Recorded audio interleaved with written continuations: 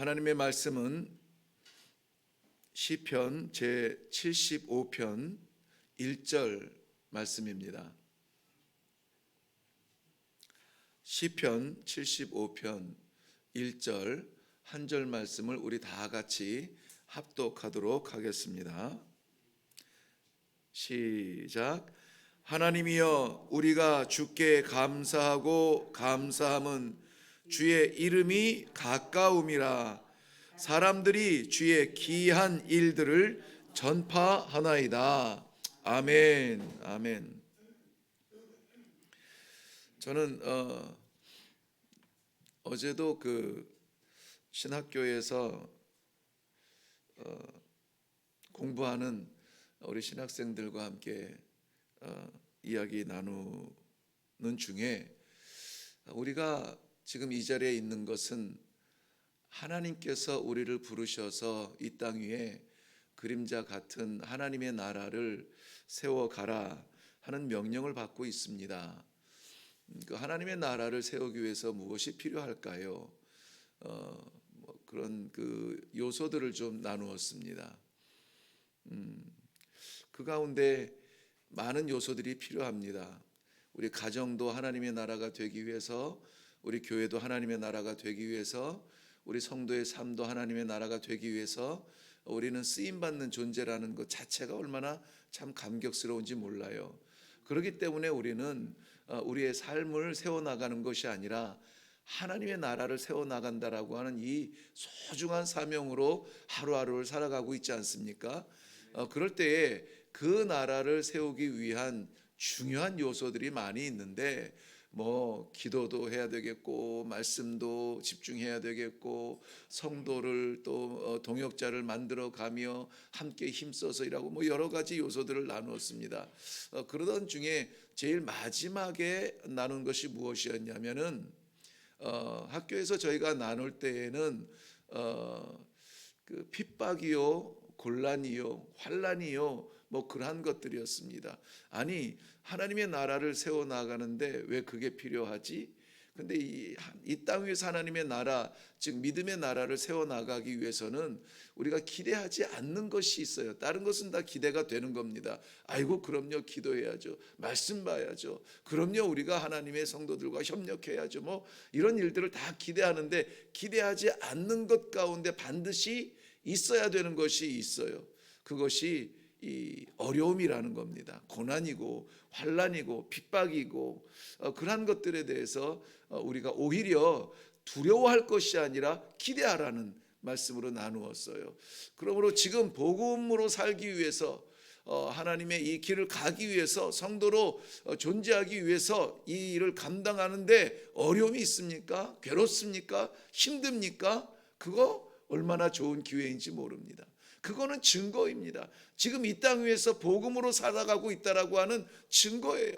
지금 너무나 편안하고 안락하고 아무런 문제 없이 그런 것을 꿈꾸지 마세요. 오히려 다가올 위험을 기대하세요. 왜냐하면 그 위험의 순간에 하나님께서 역사하시는 것을 볼 수 있기 때문입니다. 하는 그러한 많은 요소 가운데 가장 클라이막스, 끄트머리에 그것을 정점으로 해서 말씀을 나누었습니다. 오늘 시편 75편의 배경도 역시 마찬가지입니다. 오늘 배경은 열왕기하 19장에 보면 히스기야 왕 14년에 아수르 사네립의 그 침략을 받게 되는데요, 그 위기 속에서 기록되어진 기도의 내용들입니다. 이 아수르 왕이 18만 5천 명의 군대를 이끌고 들어와서 포위를 하고 조롱을 하고 온갖 모욕을 하고 이 이스라엘을 넘어뜨리려고 그런 엄포를 놓습니다. 이 겁먹은 히스기야 왕이 화친을 하려고 요구하는 모든 것을 다 갖다 바칩니다. 은이 3,000달란트요, 금이 30달란트요, 원하는 것은 다 300달란트요, 다 갖다 바치는데 바칠 게 없어서 나중에는 성전에 그 기둥에 금까지 다 긁어서 다 갖다가 바쳐요. 그럼에도 불구하고 물러가지 않습니다. 그러면 가겠다던 그 약속이 다 무너집니다. 깨집니다. 하나님 약속 외에는 신실한 게 없죠. 네, 그래서 이 아수르 왕이 사네립 왕이 이 엄포를 놓는데 이 백성들의 귀에 들리도록 아람 말로 외치면서 벌벌 떨게 하는 그때에 하나님께서 이사야를 통해서 히스기야의 기도를 들어 응답해 주시는데, 히스기야는 그 두려움을 끌어안고 하나님 앞에 나아가서 기도합니다. 이거 어떻게 하면 좋습니까? 하나님께서 응답은 히스기야에게 하지 아니하고 아수르 왕에게 그 응답을 하세요. 그 응답의 마지막 19장 34절 끝에 보면은 이렇게 그 마무리를 하고 있습니다. 내가 24장 끝에 보면 내가 나와 나의 종 다윗을 위하여 이 성을 보호하며 구원하리라 하고 말씀을 하고 계세요. 하나님께서 약속하고 이 응답하여 주시는 것이 꼭 성도에게 하는 것만은 아니더라고요. 세상을 향하여서도 너 아무리 그래도 건들지 못해. 얘는 내 아들이야, 내 딸이야. 내가 건질 거야, 내가 구원할 거야. 어떠한 모습으로 위험이 닥쳐오고 환난이 닥쳐오고 마치 우리의 복음의 그 생명줄을 끊을 것 같이 몰려온다 할지라도 하나님께서 약속해 주시면은, 하나님께서 응답해 주시면은, 하나님께서 구원해 주시겠다 말씀해 주시면은 어떻게 됩니까? 18만 5천 명의 다음날 아침에 볼 수 있는 건 뭡니까? 그렇게 위협하고 그렇게 사납게 달려들었던 그 모든 18만 5천 명의 시체를 보는 거예요. 그 모든 위협과 어려움과 환난과 이러한 것들의 끝장을 보는 겁니다. 주의 백성은 보존되는 것이 하나님의 약속인 것입니다. 그것이 오늘 이 시편 75편을 기록한 내용이에요. 그렇기 때문에 이 시편 75편에는 중요한 그 시기적인 그러한 그 내용들이 담겨져 있습니다. 그 시기적인 내용이 뭐냐면은 세 가지로 보이는데요. 1절 말씀에 보면 주의 이름이 가까울 때라는 거예요. 가까울 때. 그때가 언제냐면은 2절 말씀에 보면 바로 심판의 때라는 거예요. 주의 이름이 가까운 때인데 언제냐면 심판의 때라는 겁니다. 그 심판의 때는 8절 말씀에 넘어가 보면은 섞인 모든 것, 불순한 모든 것들이 다 쏟아지는 때예요. 그러니까는 이것이 악으로 보면은 끝장나는 때고, 그것을 하나님의 약속을 붙들고 살아가는 자에게는 마지막 그 심판에서 무죄가 선포되어지는 그때라는 것입니다. 자, 우리는 어떤 때를 살아가고 있습니까? 저는 오늘 본문 말씀의 제목을 가까운 때라고 했습니다. 가까운 때. 가까이 있는 것이 무엇입니까? 두려움입니까? 어려움입니까? 우리를 둘러싸고 있는 이러한 이 압박과 이러한 핍박이 우리에게 지금 내 코앞에 다가온 듯, 내 숨통을 조이는 듯 그러한 위협 속에 살아가고 있습니까? 그 위협과 환난과 심판이 가깝다면은 무엇이 가깝다는 얘기입니까? 주의 심판이 가까운 거예요. 주의 역사와 주의 기적을 볼 때가 가깝다는 겁니다. 이 밤이 깊어서 어두움 때문에 앞을 볼 수 없는 때이지만, 그러나 곧 우리 하나님의 구원하심이 있을 때라는 것이에요. 그럴 때 우리 성도들은 어떻게 해야 될까요? 오늘은 이 때가 중요한 것이 아니라, 그렇다면 너는 어떻게 할 건데, 이 성도들을 기대하시는 아버지의 마음을 오늘 본문 속에서 좀 찾아내려고 합니다. 벌써 1절부터 3절 말씀에 보면은 이 때가 여전히 아직은 아수르의 그 군대에 둘러싸여 있음에도 불구하고 1절은 뭐라고 시작합니까? 하나님이여 우리가 주께 감사함은 이 성경은 이 점 하나 이 잘못 찍힌 것이 없거든요. 1.1획도 분명하게 하나님의 약속이거든요. 분명하게 성도들의 행동이거든요. 근데 이 감사하다는 말을 반복할 때는 그만큼 중요하고도 확실하다는 거예요. 감사할 수 있죠. 근데 감사하고 또 감사한 거예요. 언제 그렇습니까? 가까울 때예요. 가까울 때. 코끝에 있는 위험을 마주할 때 우리는 오히려 감사할 수 있는 그러한 성도가 되시기를 바랍니다. 이 약속 때문에 감사한 거예요. 지금 눈만 뜨면은 성 밖에 이 새까맣게 둘러져 있는 원수가 여전히 으르렁거리면서 있습니다. 야, 우리의 손에서 벗어난 신이 어디 있느냐?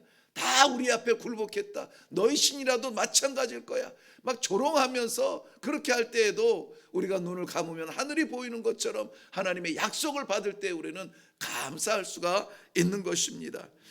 아직은 그 아침이 오지 않을 수 있습니다. 아직은 우리의 호흡이 가쁠 수 있어요. 그럼에도 불구하고 이 감사함으로 말미암아 그 약속이 이루어지는 것을 볼 수가 있다는 것을 믿으시기를 바랍니다. 이것이 믿음이에요. 이것이 믿음이에요. 손 안에 쥐어진 거 보고 감사하는 것은 누구나 다 해요. 세상도 다 합니다. 그러나 손에 당장 보이지 아니할지라도 무엇 때문에? 약속 때문에 감사합니다. 믿음은 보이지 아니하는 것의 실상이라고 했습니다. 아직 보이지 아니하지만 그것이 마치 내 눈앞에 나타난 것처럼 감사하면서 입술을 벌릴 수 있는 것, 이것이 믿음이에요. 이 세상이 감당할 수 없는 사람은 믿음의 사람밖에 없다 그랬습니다. 믿음의 사람은 세상이 감당하지 못해요. 오늘 사랑하는 성도 여러분, 무엇을 가깝게 느끼는지 모르겠지만 무엇보다도 우리 주님의 약속을 가깝게 느끼실 수 있기를 바랍니다. 나 무너지면 아버지가 세우시는 거예요.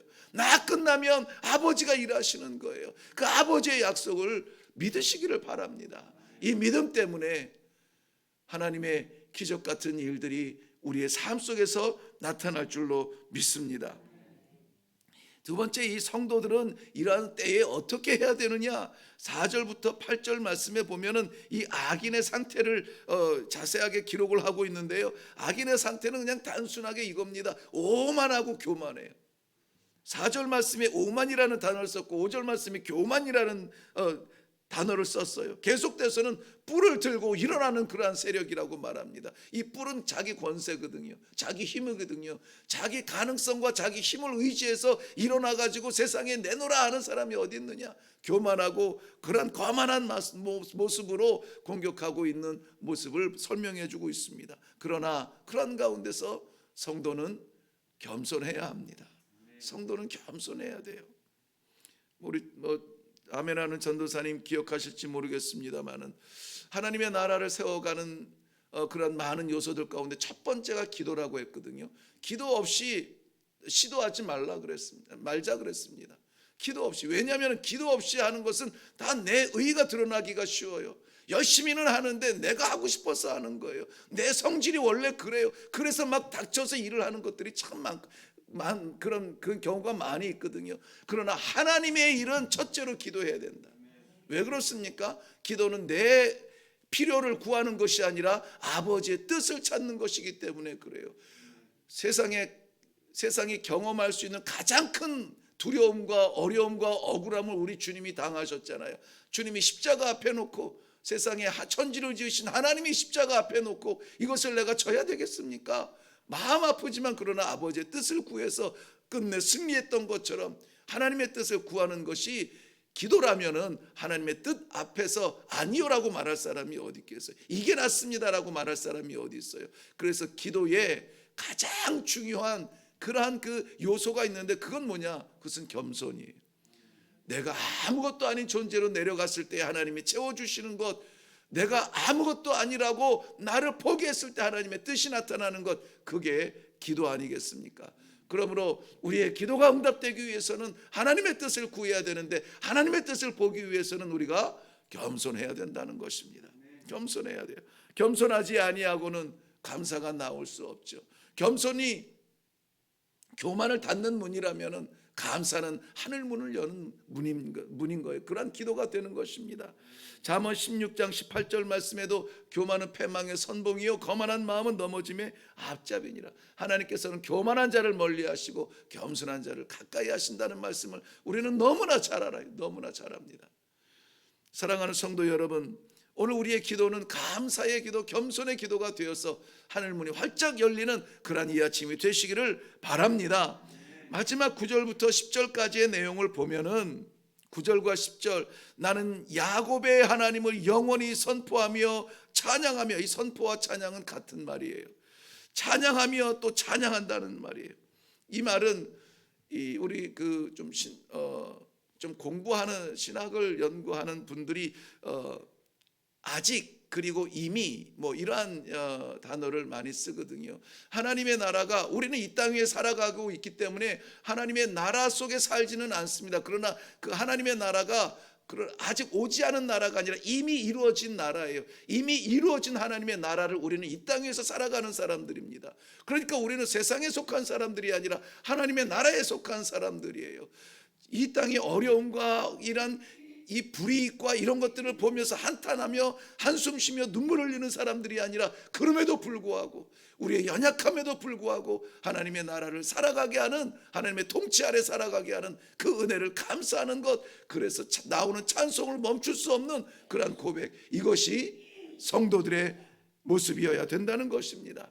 원수들의 시체를 보기 전이지만은 그 약속 때문에 이스라엘 백성들보다 우리는 더 먼저 찬송할 수가 있어요. 이스라엘 백성들은 아침이 되어서야 시체를 보면서 찬송했잖아요. 그런데 무슨 은혜입니까? 무슨 사랑입니까? 우리는 이미 그 역사를 알고, 그래도 그 밤이 지나면 시체를 볼 거야, 감사합니다 말할 수 있는 이 놀라운 특권 가운데 오늘 하나님 앞에 있다는 것입니다.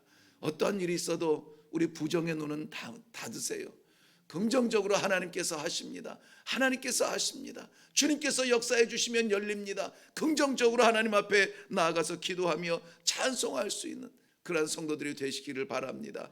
찬송은 인정이에요. 인정하지 않으면 찬송할 수 없습니다. 내 입술에서 찬송이 멈춘 시간들이 길어집니까? 그렇다면 내가 과연 내 삶 속에 역사하시는 하나님을 여전히 인정하고 있는가?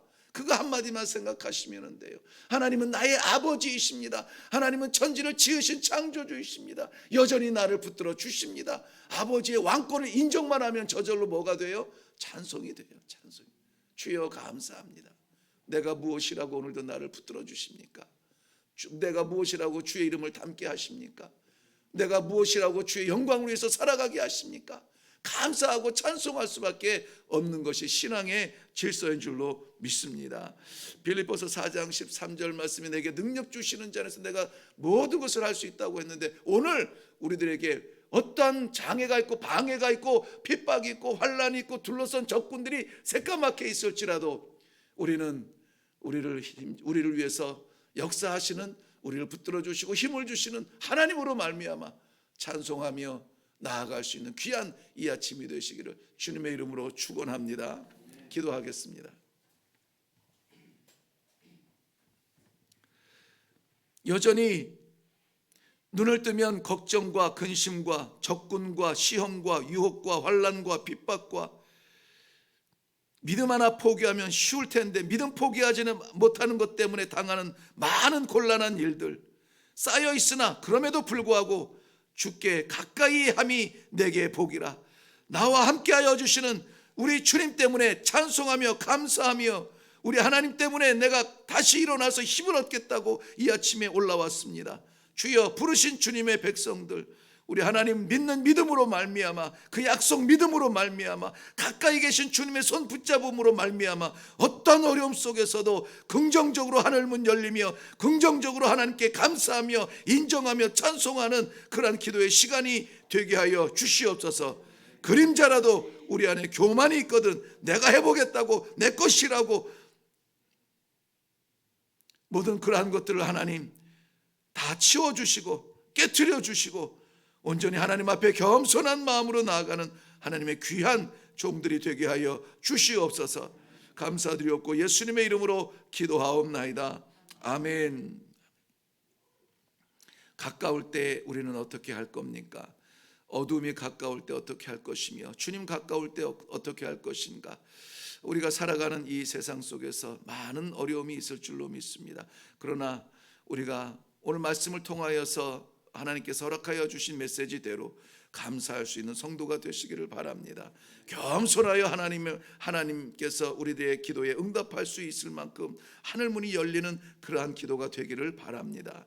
인정하며 찬송할 수 있는 마음으로 내려갈 수 있기를 바랍니다. 하나님 도와주시옵소서. 하나님께서 역사하여 주시옵소서. 우리 하나님을 인정하며 이 시간에 다 같이 기도하고, 그리고 각자의 개인적인 기도로 내려가기를 바랍니다. 우리 주님 한번 외치고 기도하겠습니다.